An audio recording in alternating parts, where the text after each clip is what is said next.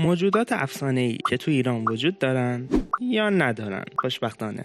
آل یکی از مشهورترین موجودات افسانه‌ای ایرانه. اون قدی کوتاه، دماغی کج، موهای ژولیده و ناخن‌های بلند و سیاه داره و شبیه پیرزنه تقریبا. دشمن اصلیش کساییه که ویدیو رو لایک نمی‌کنن. شوخی کردم. دشمن اصلیش کساییه که پاکن، مثل زنان باردار و زنانی که تازه زایمان کردن. چرا؟ اونا مگه پاکن؟ آره دیگه. خب زنی که تازه زایمان کرده تمام گناهاش پاک شده و کسی هم که تازه به دنیا اومده خب پاکه دیگه، هیچ گناهی انجام نداده. هدفش هم اینه که به مادر نوزاد آسیب برسونه و با دزدیدن اندامهای داخلی مادر مثل جگر، ریه، قلب مادر رو بکشه. بعضی منطق میگن آل نوزاد رو نمیکشه بلکه او رو بیجون میکنه تا کم کم بمیره. چه واقعا فکر کردی من اینو نقاشی میکشم برات؟ ظالم. بجاش بیاید عکس این گربه رو ببینید. حتی ممکنه بچه رو با بچه خودش یا بچه جن هم عوض کنه. برای رفع آل هم میشه به گذاشتن چاقو و وسیله های آهنی کنار بستر مادر، سوزاندن اسفند و نزدیک نگه داشتن چراغ روشن کنار مادر و بچه اشاره کرد. اژدها در اغلب داستان‌ها بدخواه و ویرانگره. نماد دشمن بزرگ قهرماناست. معمولا یه قهرمان میاد و اژدها رو میکشه تا مردم اون شهر رو نجات بده. پری گلی به جمالت، پری شکر کلامت، پری پری خب بس دیگه. پری موجودی فراتبیعی و زیباست که معمولا میان انسان و فرشته تصویر می شود. در ادبیات فارسی هم پری نماد زیبایی، ظرافت و جذابیت هست. برای همین در شعرها هم معشوق را با اسم پریوش یا پریچهر می خوانند. چمروش ترکیب از حیوانات مختلفه. بدن شبیه گرگه، بالها و سر شبیه عقابه و پنجه‌های قدرتمندی داره و نگهبان مرزهای سرزمین ایرانه. دیو در فرهنگ اساطیری ایران موجودی اهریمنی، زورمند و اغلب ترسناک است. دیوها در کوه‌ها، غارها و سرزمین‌های دوردست زندگی می‌کنند.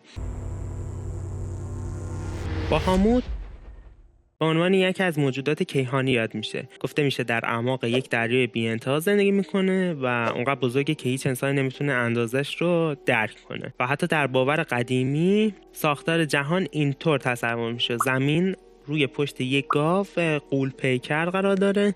آن گاو روی پشت ماهی عظیمی به نام بهاموت ایستاده و بهاموت در دریای بیکران شنا میکنه و اگه بهاموت تکون بخوره زمین و آسمون به هم میریزه. فولادزره یکی از مشهورترین دیوهای افسانه‌ای در داستان‌های حماسی ایرانه. او دیوی بسیار قدرتمند با بدنی پوشیده از زره فولادیه که هیچ سلاحی برش اثر نداره. برای همین بهش میگن فولادزره قاعدتاً. و تنها نقطه ضعف فولادزره اینه که به پشت گردن یا زیر بغلش ضربه بزنیم. اگه از این ویدیو خوشتون اومد حتما لایک و ساب یادتون نره و اگه لایک و ساب نکردید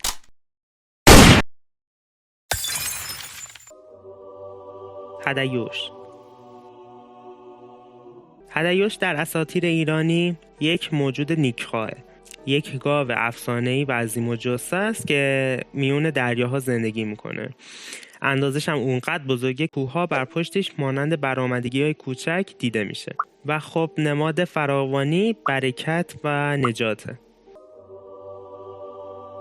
هما پرنده افسانه‌ای در فرهنگ ایرانی که به مرغ سعادت و خوشیوم هم معروفه. در باور مردم هما هرگز به زمین نمیشینه و تمام عمرش در حال پرواز کردنه و هر کس سایه هما بر سرش بیفته به خوشبختی میرسه و خوشبخت میشه دیگه. و حتی چند تا ضرب المثل هم داریم که میگه سایه هما بر سر کسی افتادن، همای سعادت، همای مراد، بخت با توست که هما بر دوشت نشسته، هما نصیب هر کس نمی شود، هما در آسمان دانه بر زمین، پر هما به همه ندهند، علیه همای رحمت و غیره. مانتیکور که از فرهنگ اروپایی اومده و نامش در فارسی کهن مردخواره. مانتیکور بدنی شبیه شیر داره و سر شبیه انسانه و دندونهاش هم خیلی تیزه. در بعضی روایت ها هم دمش شبیه دم عقربه. این موجود خیلی بیرحمه و تقریبا همه چیز خواره، اما علاقه اصلیش گوشت انسانه و صدای شبیه فلوت و شیپور داره که برای فریب از اون استفاده میکنه. مانتیکور معمولا در بیابانها یا مناطق دورافتاده زندگی میکنه. رخ یک پرنده غولاسا و بسیار نیرومنده که میتونه با پنجه‌هاش فیل یا شتر رو از زمین بلند کنه با خودش ببره. این موجود حتی با سیمرغ هم اشتباه گرفته میشه، اما رخ بیشتر خوی وحشی و شکارچی گونه‌ای داره. گفته میشه پراش اونقدر بزرگه که هر پر میتونه به عنوان سایبان برای چند نفر استفاده بشه.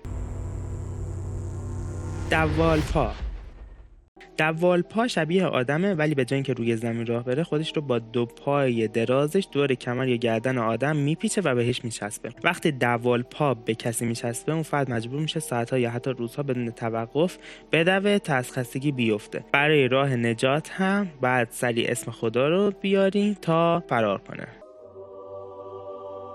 خر سپاه.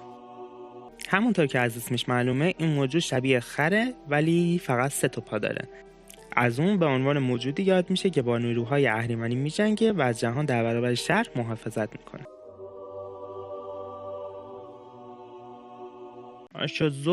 اشوزشت خدایا نمیدونم این چیه، منو ببخشید اگه اسمش اشتباه گفتم.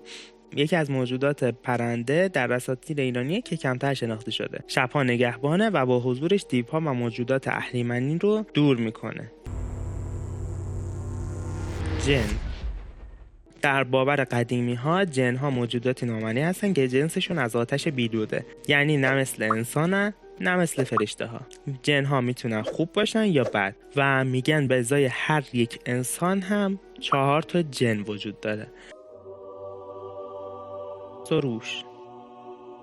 سروش در اصل فرشته پیام‌آور و نگهبان شب به حساب می آید. وظیفش اینه که پیام‌های اهورامزدا را به آدم‌ها برسانه و نذاره دیوها و موجودات اهریمنی به جهان و آدم‌ها نزدیک بشه. ققنوس معمولا به عنوان پرنده جاودانه توصیف می شود که پس از گذشت سالیان سال خود را در آتشی که با بالهایش برمی‌افروزد می‌سوزاند و از خاکستر خود دوباره زنده می شود. افریت یکی از قدرتمندترین انواع جن هاست. این موجود از نظر ماهیت و ماورایی آتشین است و در رده بالایی موجودات جادویی و ماورایی قرار می گیرد.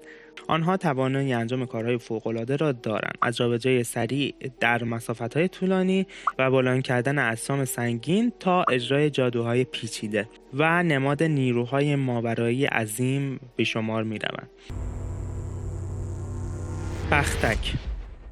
بختک بیشتر برای توضیح تجربه فلج خواب در باور مردم شکل گرفته. بختک موجودی نامرئی یا نیمه نامرئی است که شبها هنگام خواب روی سینه انسان میافتد و باعث می شود فرد نتواند نفس بکشد و حرکت کند. امروزه میدانیم این پدیده همون فلج خوابه که در آن مغز بیداره ولی بدن هنوز در حالت خواب عمیقه. لولو خورخوره یکی از معروف‌ترین موجودات خیالی توی فرهنگ عامه ایرانه، مخصوصا برای ترسوندن بچه‌ها. ظاهر مشخصی براش تعریف نشده، بعضی میگن شبیه غول بزرگه، بعضی هم میگن شبیه هیوله‌های بیشک با دهن گند است که هرچی جلوش باشه میخوره. کار اصلی لولو خورخوره اینه که بچه‌هایی که بد رفتاری میکنن یا بچه‌هایی که تنها بیرون میرن رو بگیره و با خودش ببره. سیمرغ شناخته ترین موجود اساطیر ایرانی است. پرنده عظیم با بالهای رنگین و با شکوه، منقاری شبیه عقاب، دم و پرهای شبیه طاووس و بر تمام اسرار جهان آگاهی دارد. سیمرغ در کوه البرز لانه دارد. او نماد خرد، حمایت الهی، شفابخشی و پیوند میان آسمان و زمین است. نسناس یکی از موجودات عجیب توی افسانه‌های ایرانی و عربیه که حتی تو بعضی از قصه‌های قدیمی جنوب ایران هم اسمش اومده. میگن نسناس فقط نصف بدن داره، یه دست، یه پا، و یه چشم. با همین ظاهر نصف و نیمه هم میتونه خیلی سریع حرکت کنه. دلنگنگوز، ببخشید اینو میگم ولی خب اسمشه، شایدم گوز، نمیدونم. میگن معمولا شبها موقع مه‌آلود بودن هوا ظاهر میشه و مسافرای ماهیگیرهای تنها رو دنبال میکنه و با صدای عجیب یا نورهای گمراه کننده باعث میشه طرف راهش رو گم کنه و به سمت دریا یا مناطق خطرناک بره. گوژما. در قصه‌های قدیمی اصفهان گوژما موجودی شبگرد و خطرناکه که نیمه شب در کوچه‌های تاریک یا حاشیه آب‌انبارها پرسه میزنه. کارش اینه که رهگذران تنها رو گمراه کنه، یعنی مسیر رو طور نشون میده که طرف از راهش دور بشه. وقتی قربانی حسابی گیج شد و خسته شد، گوژما اون رو به سمت خانه‌اش یا در زیرزمین یا غاری مخفی میکنه و میکشه. ننه سرما یکی از شخصیت‌های افسانه ایرانیه که نماد فصل زمستونه. توی قصه‌های قدیمی ننه سرما یه پیرزن سال خورده است که لباسای گرم و پشمی تنشه، با اومدن سرما و برف و یخبندان به زمین میاد. عمو نوروز پیرمردی مهربون با ریش‌های سفید و لباس‌های نو رنگیه که هر سال اول بهار میاد. بعضی داستانا هم میگن ننه سرما همسر یا خواهر عمو نوروزه. اونها هر سال عاشقانه همدیگر رو میخوان ولی هیچ وقت همدیگر نمیبینن، چون وقتی ننه سرما میره عمو نوروز میاد و برعکس. اینم از موجودات افسانه ایران. شما کدومش رو دوست داشتین واقعا وجود داشته باشه؟ تا ویدیو بعدی، خدا نگهدار.